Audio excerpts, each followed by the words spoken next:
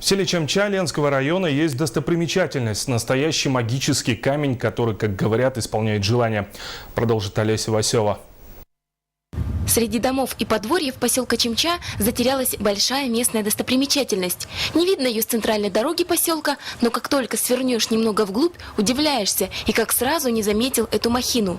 Гранитная глыба, возвышающаяся над землей, не что иное, как магический камень. Так считают местные жители. Камень вообще интересный, он гранитный. И по рассказам он урастает. Вот что удивительно. Говорят старожилы, что он поменьше был. А сейчас он все больше и больше.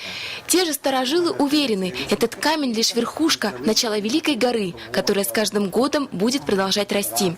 Если не учитывать некоторую магическую составляющую, даже физические свойства камня можно считать уникальными.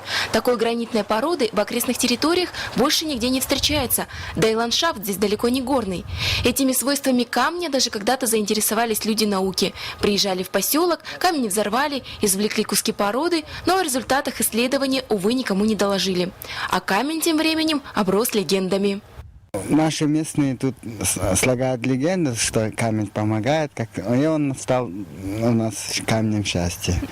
Чтобы желание исполнилось, необходимо в трещину камня бросить монету, подумать о заветном и подержаться за волшебный артефакт.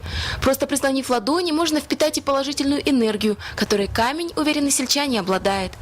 Место, где расположена гранитная гора, стало практически сакральным. Временами здесь даже проводятся якутские национальные обряды. А чамчинцы уверены, во всякой благодати, что спускается на их территории, большая заслуга камня счастья.